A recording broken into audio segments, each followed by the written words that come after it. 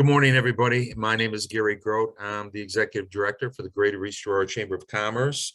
And we're here today for our Real World Careers Meet the Professionals presentation, the fifth one of this year. And we're going to be talking about teaching. And but the purpose of doing this event, this presentation, is to connect students and teachers directly with individuals in various careers and industries to provide a background and pathway to a possible career in that field. So we ask everybody to stay muted except for our presenters right now. And if you have any questions, submit those in the chat room. But I'd like to thank and introduce our presenters.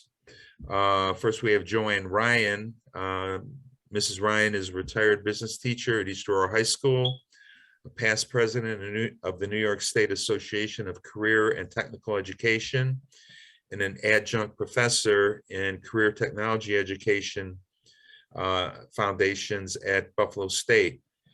And in addition to Mrs. Ryan, we have Mr. Jason Jacobs, who's the principal. Some of our students there, I see are from Holland, so I'm sure they know Mr. Jacobs well, the principal at Holland High School. So thank you both for being with us. We really appreciate it. Thanks for having us. So we're here. You know, we've talked about different careers in the presentations we did last year and so far this year in a lot of different industries. But we know that the teaching is a very important, necessary career for us to fill good, qualified people in, and it's important to our schools, important to our students, important to our communities and businesses. And so we felt it was important to give students a chance to see what the teaching career is like, to ask questions about that, and to see if it's something that they would be interested in pursuing.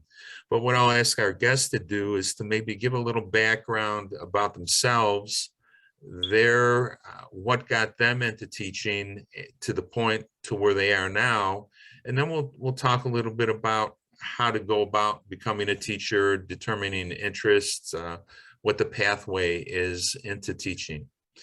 Joanne, if you don't mind going first. Sure, I'd be glad to. So I went to high school and never really took a business class, but decided in college that I was going to study business. I thought I would do HR, which is HR, which would be like relations of like welcoming people into businesses and things like this. When I was in college, I decided that I would volunteer in a school because I thought that it was of interest of me to work with younger people, and I just never thought I would really be a teacher right away. But I did have a person that was a great mentor to me in high school, and she was an excellent teacher. So I volunteered and realized I really, really like education. I studied business because I really thought that was an exciting subject, and decided to start to teach and went into student teaching and absolutely love teaching. Teaching has served me well. I taught 10 years in Holland, and then after leaving Holland, I went to East Aurora. And then I became really, really involved in my discipline in New York State education because I felt it was important to make a difference by looking at what we are offering our students. And so through the New York State venue, I really pushed for career and financial management. I thought that every student should have career and financial management. So I was one of the authors of that curriculum, updating that curriculum, as well as the middle school modules. I teach at Buffalo State College because of the fact that when I was teaching at East Aurora, they approached me and said, you know, we understand that you are involved in all these state programs, and now I teach college. And now I'm teaching people to be teachers, which is really exciting. Hey, thank you. Mr. Jacobs, can you tell me about your background?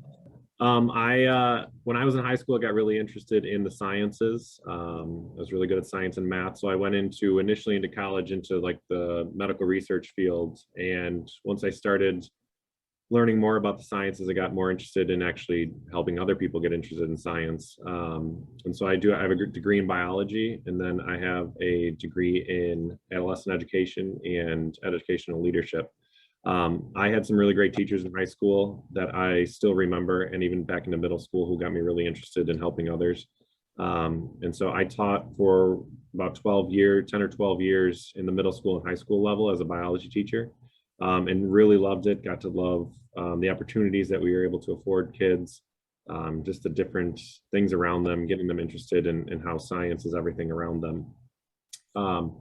I moved on into leadership because I wanted to make a bigger impact. And now at the administration level, I can, make more changes, help kids be more successful. And I still actually just recently stopped teaching. I was also teaching at the college level. I was an adjunct professor at Canisius College for their biology labs. So it's just a passion of mine. I have a family of teachers. All my siblings were teachers at one point. So it's just something that we all had in common and something I really am passionate about. That's great. You both came at it a bit of a different way, but I guess to go back to something that you said, Jason, in terms of what kind of person, what kind of qualities do you look for in a teacher, especially in your role as a principal? You probably look at obviously somebody has to have the educational qualifications, but what about the personal aspect of it and those type of qualities that you look for when you hire somebody? Well, typically when we're looking for people who are outgoing, can really get along and are relatable to our students. It makes a difference when they're personable, they're calm and collected in the classroom. And so in our interview processes, we have them teach lessons and different things, but we're really looking for someone who can make a connection with our kids. Someone who's outgoing, willing to coach sports and be involved, do our clubs, and really just, take on that role and immerse themselves into our school to be a good connection. I think part of it too is we hope that every teacher that we hire is someone that a kid will remember. And I think, as you grow up and as an adult, there's always teachers that you can remember in your life that made a difference. And that's someone who we're looking to hire. Yeah. Joanne, I don't know if you have any perspective on that. Sure. When I teach people to be teachers, I always say it has to come from within. You really have to enjoy what you're teaching. There are so many different things you can teach, family consumer science to biology or math or whatever your passion is. If you really feel like you want to share that and be outgoing, like Mr. Jacobs was saying, it has to come from within. So you really want to be able to share and be excited about it. And you want to keep the fire going. You want to be a person who is willing to continue to learn. I think that's important. A good teacher is someone that is continuously learning and bringing new things. When I started to teach in Holland, there was no computers at all back in 1979, 1980. And today everything is computerized, and it's, I was willing to learn all of those things and share that to new people. Yeah, and I think the biggest thing is passion. I mean, if you're passionate about your subject, it's easy to get the kids to also be passionate. Yeah. And they can see the love for it, so they'll try and mimic that. Well, what types of positions? We all realize the importance of teachers in all our lives. I mean, if there weren't teachers, we wouldn't be here where we are today. And I think our students, they recognize that and the importance, and they probably even at this stage in their lives recognize teachers who played a role in giving them guidance and educating them, even up to this point in their student education. But what kind of teachers are you looking for in terms of what subjects are the most needed at this point, or what you see in the future as being the need? I think for us, really, there's a need for teachers in every subject at this point. I think over the past couple of years, we've had a decrease in the teacher college enrollments around here. And so it's pretty difficult to find positions everywhere. If you look at the postings now, I think when I was applying, there were probably 200 postings for all the positions, and now there's like thousands of positions just available. We're really looking for teachers who are interested in working with students with disabilities. Our tech programs it's a certification that's really hurting for new teachers. I know there's only a couple colleges in the state that offer that. And that's a new and emerging fields, working with computer programs and different things. So really, we have a need for everything at this point. Every school's got a need for a teacher in some capability or another. I think that's important. Again, some of the things that you mentioned from the whole scope, even from the elementary level up to college, and all the content or the types of certifications, whether it's a special education, you know, or the core teaching areas, math, science, English, and going into like BOCES, where you have specially trained for different skills, you know, auto body, you know, the CAD, whatever it might be there, that the range is just so broad. And Joanne, I'm sure you probably seen who you work with now at Buff State. What area are those teachers going into? Well, right now in New York State, teachers? right now in New York State, we are really hurting for people that are willing to teach the trades. So if you like to work on cars, for example, and want to become a mechanic, or go to BOCES right now, go to Ormsby Center, and you take cosmetology or auto body or whatever, you can become a teacher of that trade, which is huge because we are in such dire need for that. We are in huge need for like your family consumer science programs, your business programs, programs that are kind of like a little bit off the core. The other thing I was talking about recently to someone is like, if you're professional, like if you want to become a dentist or a doctor, there are people that are teachers in those fields as well. Like UB's dental school, they have a professional group of teachers that teach that. So everything that you can imagine, there are teachers, but the need for teachers right now, it's huge. It's we have such a deficit of teachers, and I have people contacting me literally right now daily asking me for teachers of specialized programs. A lot of people think of teachers as just people in the course because everybody takes the course. But if you think about other things that you like, you know, there's so many programs out there that you can teach. What I had a thought that came into my head and it escaped me, but I'm going to go and I'll think of it and I'll come back to it. But what about the schools? Are there better colleges to go to get a teaching certification here locally, or you know, I know Buff State's a great teaching college for the teaching profession. Do you have any insights into that, just for our students, to give them a little guidance? I'm just going to say, and this was something that you have to look at, and this is part of career and financial management, is that if you're willing to, I mean, like to go to a school like Buffalo State, you can go there at a reasonable price to become a teacher, and you can look at the teacher's salary and say, can I pay this back, this loan back? And New York State right now has huge initiatives for people to go to college at these state SUNY schools. Another great avenue is to go to ECC for 2 years, get your core subjects, and then transfer if you want to graduate from a different school. I went to St. Bonaventure, and I did that because I was a business major. It was known for business, but it's a private school, and these private schools cost a lot of money.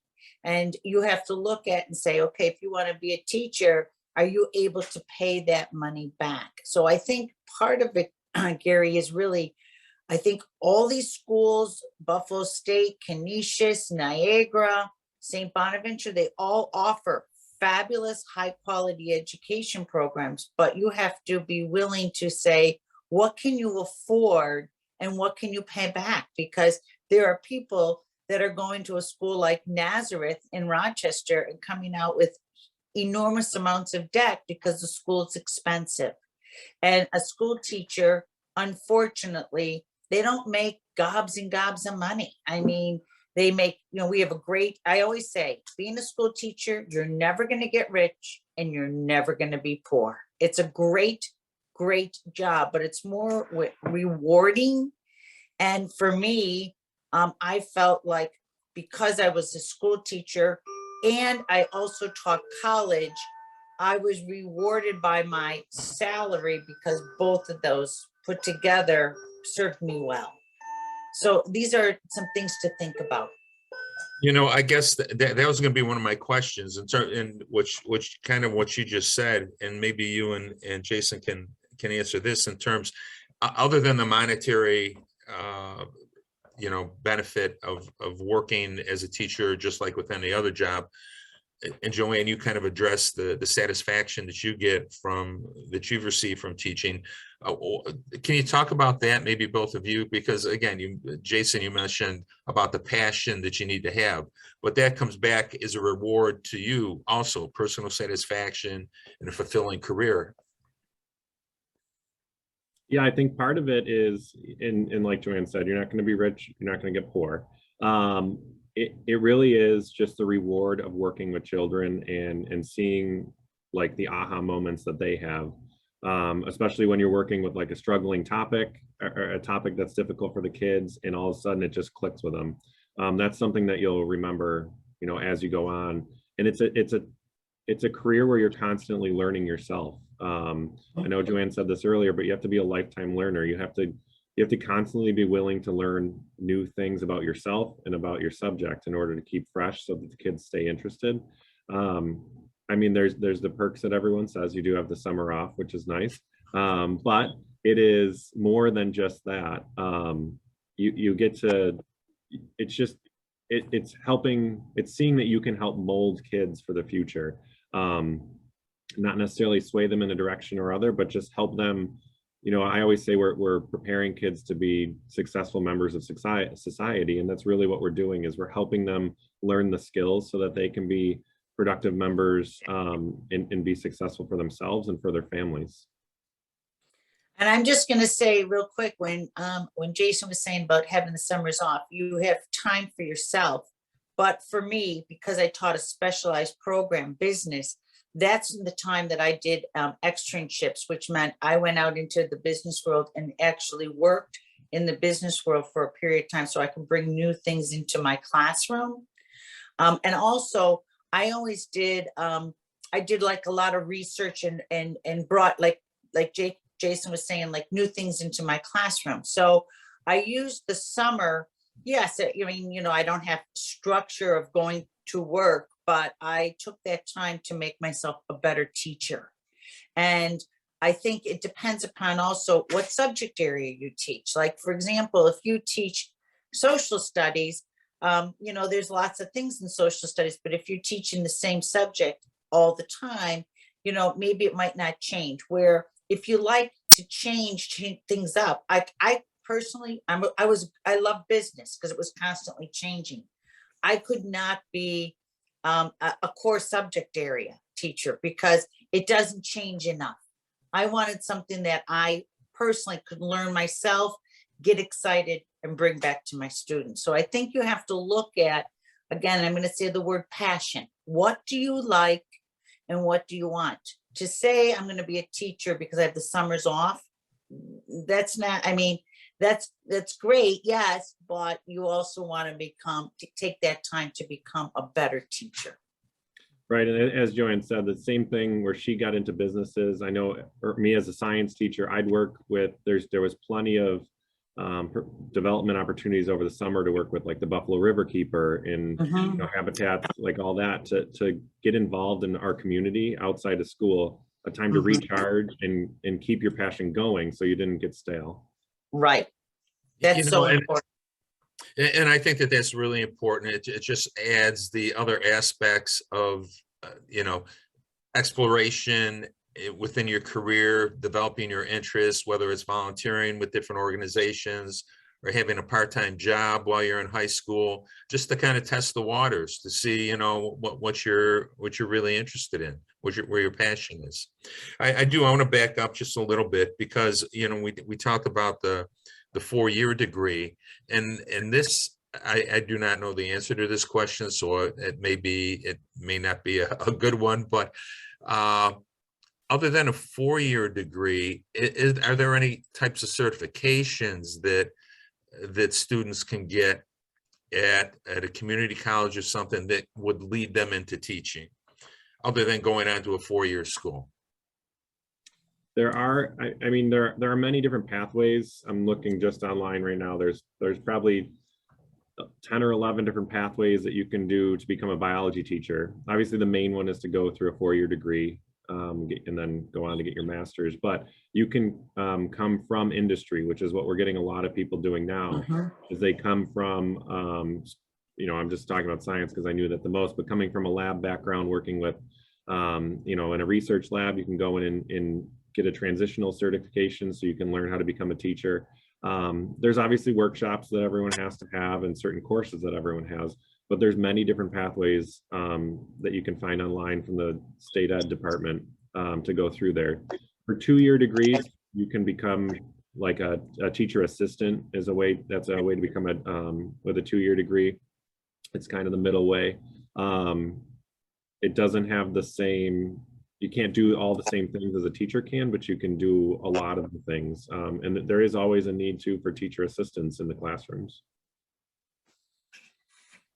Joanne, I don't know if you have any comment on that? No, I was just going to say what Jason's saying is exactly, there's many pathways to become a teacher. Right now, I'm involved in another program called Teach to Lead. So what we do is take people from industry who want to teach. For example, let's say I'm an electrician and I want to teach, then they are not certified to teach yet, but we have them work with students and then we certify them as they become involved in their education programs. So, if you have a trade, that's a little bit different. If you, because the certification, there's other avenues in trades, but not in the core subjects. Once a teacher earns all the accreditations they need to teach, what do they need to do to keep that certification?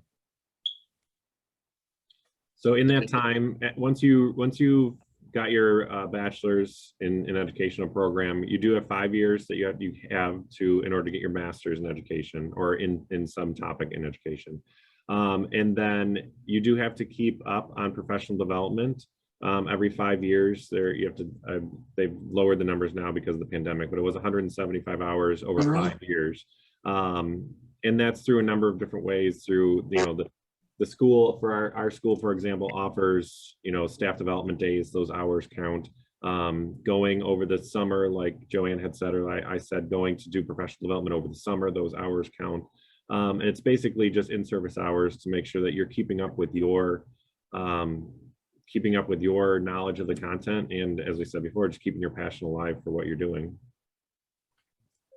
Great. Thank you. Yeah, because I wasn't sure what those qualifications were. I knew there was a master's degree requirement, but I wasn't sure beyond that if there was anything else. The other thing, I was just going to just jump in real quick. Just so you know, state ed does change sometimes these regulations. So you might, graduate and you have to know what you have to do to keep your license, because they change, as education evolves, they change the requirements. So those are some things that when you become a teacher, you need to know in your program what you need to do, because yes, you have to do professional hours, but like for me, mine was a little bit different because I was certified so many years ago. So I think that's something that is really important, that if you become a teacher, you need to know what you need to do to keep certified.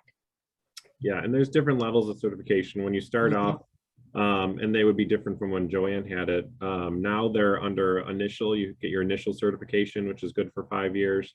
And then after that, you have to then register for a professional certification, which I think was probably permanent for Joanne, right? You had permanent. Yes.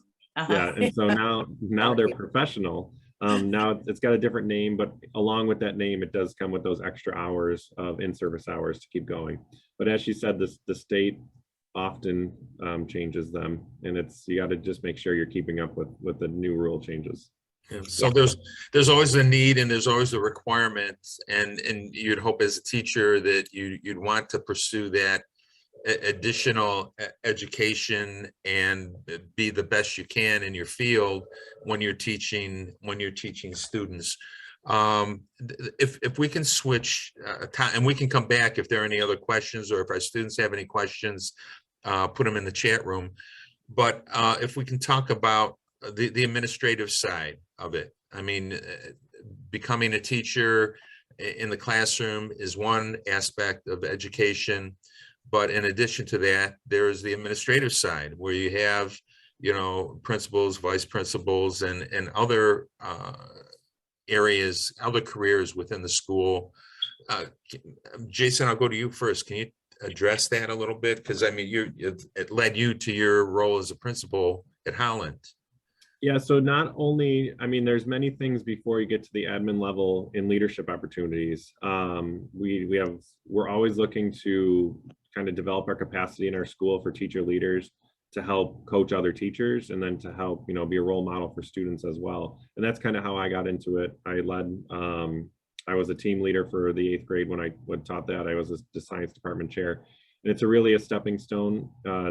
If you want to get your feet wet into moving forward, or if you just want to, help be that role model for other teachers.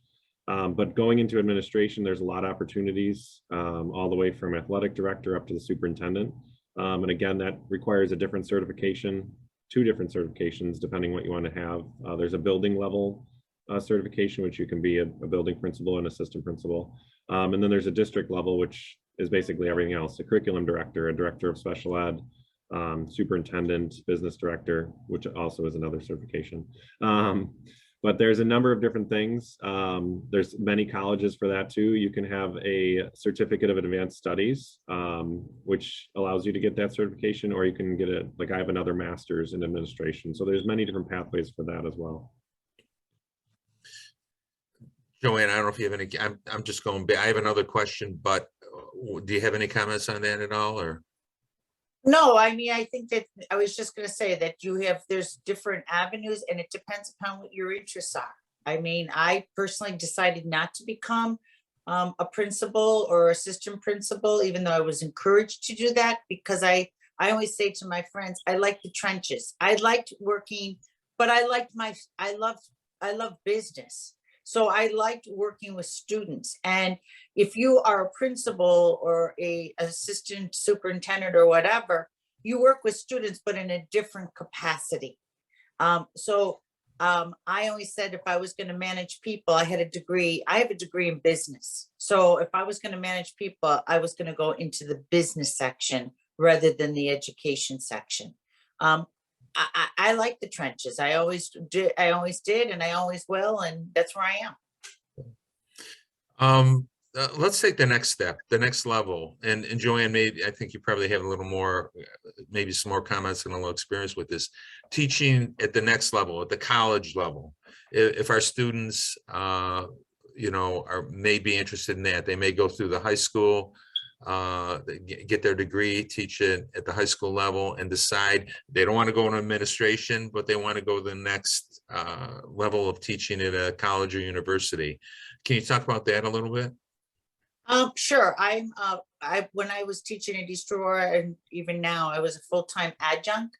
I still do. I teach 3 classes at Buffalo State College. Now, college, obviously, I only teach 2 days a week. And the classes are a lot longer. The schoolwork is, there's a lot more schoolwork that the students are doing. It's a little bit, I would say, looser in the fact that, it's not regimented like every day, like you would be in high school. I enjoy the college level, but again, I like what I'm teaching. I'm teaching people to be teachers. And I think it's my passion of being a good teacher. I took pride in being probably one of the best teachers that you could possibly be. I felt like I was very rewarding for me. And I think that teaching at the college level, higher level, you're sharing your passion of teaching rather than you're sharing your discipline. At high school, I was sharing my passion of business. And in college, I'm sharing my passion of good teachers. And I always say to my students all the time, there's a lot of people that think they can teach because everybody goes to school. But to be a good teacher, you really have to have this fire in your belly and you have to be willing to constantly learn and share that passion.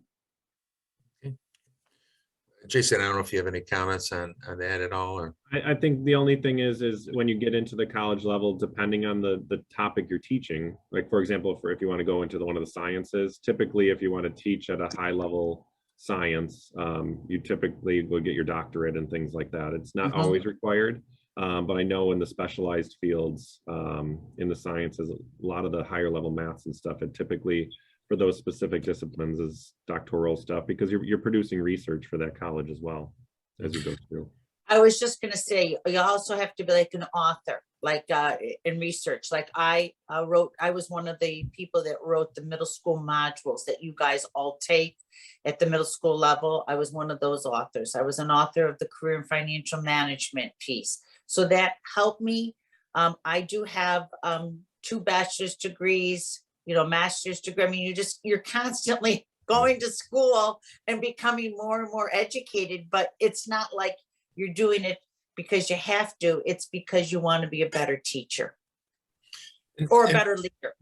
And let's talk about this a little bit, Joanne. I mean, as your passion is showing here, your advocacy for education and outgoing, it's still within the teaching realm, but legislatively, you're going out and looking at curriculums and things with people across the state and developing programs that affect our students and our schools and how they operate and the types of curriculums they teach and how they teach them, whether it's CTE or something else. So, I mean, teaching can go beyond that in terms of being an advocate and having longer lasting impacts on the educational system.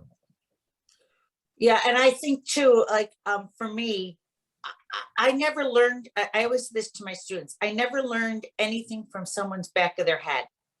When you sit in rows, I find that kind of riveting. I always say to myself, I taught in a discipline where there was a lot of like cooperative learning, where people work together, or differentiated instruction, like we're going to learn something today, and I don't care how you learn it. Maybe as a teacher, I might come up with challenging ways, maybe using a computer, maybe watching a movie, maybe doing some reading. Like you can choose. And I think that in education, we have really come a far way of teaching. Like I think that's an art, to learn these ways to teach people.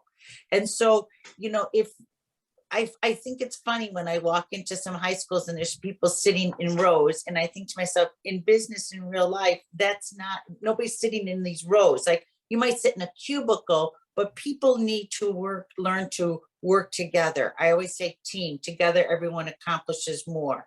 So that's a part of education that I really like to teach because of the fact that people are constantly working together. And I know that Jason, you probably are doing that in your school, doing a lot of collaboration and, having teachers like share their material. So it's not so isolated and siloed, like to bring it all together because you want them to be, a well-rounded learner. Yeah, I think one of the big things is if you look at some of our best teachers in the field, not just at Holland, they're the classrooms that are up and moving, they're doing different discussions. I always look for discussions in a classroom where kids can think for themselves and have their own viewpoints. But I think a lot of things we're trying to change in education is to get teachers off that island in their own little classroom and collaborate with each other. So they see, even if you stop in a different teacher's classroom just to pick up one new idea that'll make your teaching better, it's something great. So it's moving, keeping those pieces moving, and constantly looking for new ways in your discipline to get that stuff across. And, you know, some will say there's always time for, you know, just sitting, but ultimately when you're out as a kid, I'm thinking of my two kids and they're very young, you know, they're learning they're going out, they're doing things, their curiosity is there and they're learning on their own. And so that's what we encourage teachers to kind of transform their classrooms into. And I always laugh, and I always start my one class at Buff State, and you're going to think I'm kind of losing it. But when we're kids, we always play careers. We you know, education, we play education. You know, I want to be a nurse, or I want to be, you know, a cowboy, or I want to, you know, work with animals or whatever. And I think of ways to reach people. And there are certain, like, this sounds crazy, but Sesame Street has been around for so many years. And I watch programs like Sesame Street and say, what are they doing to keep kids' interest? Because in education, we lose the magic. And I always look at when in high school, you want kids to be excited, like, oh, I'm going to tech, I'm going to do this, or hey, I've got math, or I'm going to do this in calculus, or I'm doing something in STEM. Like, that's the magic. You want kids to get up in the morning, and you as a teacher want to create that magic. And when you look at little kids, they get so excited about things, and you think to yourself, how can I bottle that magic and bring that to the high school and college level? You know, I'll tell you, we've got two very good presenters, and I'm really energized myself now. So I hope our students are moved in the same way. But this is great. Let me ask our students if they have any questions, if you want to put anything in the chat room or any comments or anything. We've got some online here. I'll give you a second to respond. We can see you, so you can shake your head up and down or side to side. Okay. All right. We'll just wait just 1 second here.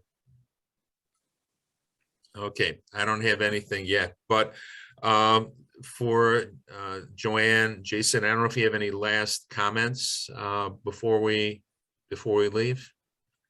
I'm just going to say this. I started out in education, and I was so excited about being a teacher, and I taught in Holland. And I loved it, absolutely loved it. I've been teaching for 42 years. I love my job more today than I did when I started. That's not too many people can say that. I get up, I have Buff State today. I get up in the morning, I'm like, oh, I've got Buff State. Like, I'm excited about it. I'm very fortunate. I found something in my life that I absolutely love. And so when you talk about going to work, it's not work for me. Like when Gary asked me to do this, this is not work. This is not a challenge. I find it exciting. So I'm very fortunate that I was able to find something that I love. And that's what you want to do, is you want to find a career that is not work, but it's fun. And it sounds crazy, but I'm a product of that. We have a question, but Jason, I'm going to let you go and add on to Joanne's comments.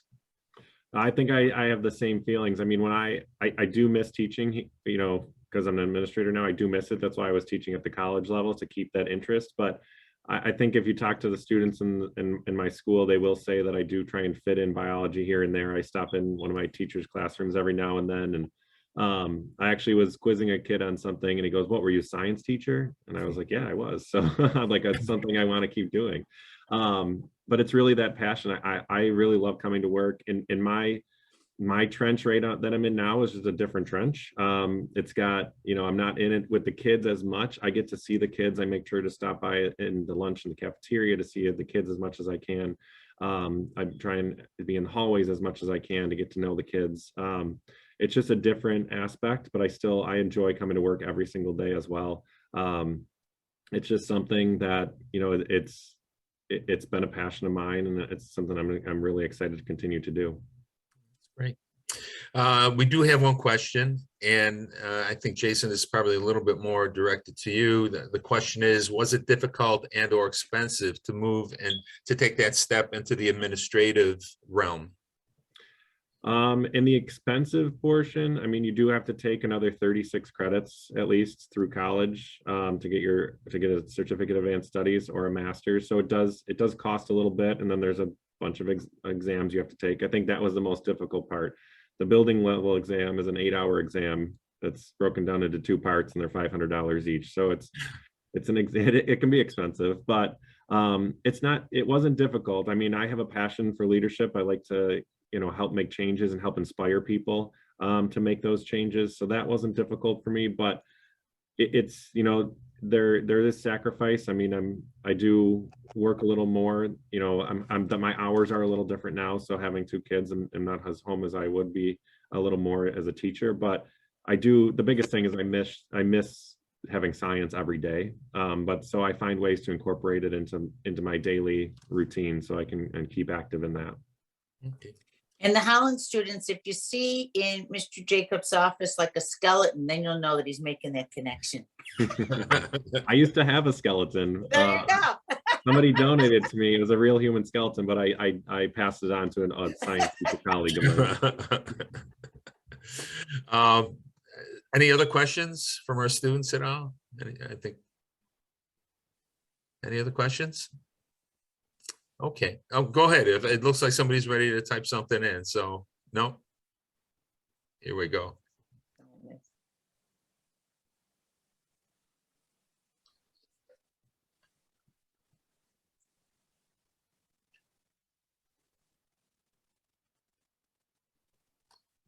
Okay, was it worth it to go? Yeah, definitely worth it. Definitely worth it.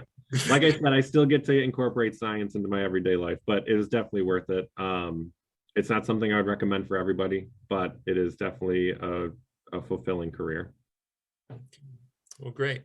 Well, all right, we'll wrap up now. Thank you to Joanne and Jason and to our students for participating. Again, we are recording this, so it will be available on the Chamber website. We'll share this with our group of teachers and administrators, so they have access to it and they can pass it on to other students. So I'd like to thank you both for being part of this. I'd also like to thank Aurora Park, Absolute Care for being a sponsor, and also Moog for being a sponsor of this program. Without their support, we wouldn't be able to do this. So again, thank you very much for being part of this. It was really interesting, and like I said, for me, an inspiring kind of conversation, got me energized, and so thank you very much for that. Our next program will be, just let me double check, Wednesday, April 20th at 9 o'clock. And we'll be talking about career opportunities in accounting, banking, and finance fields. So if there's anybody interested in that, it's worth a listen. So again, thank you very much, and we hope everybody has a great day. Thank you. Thank Gary. you.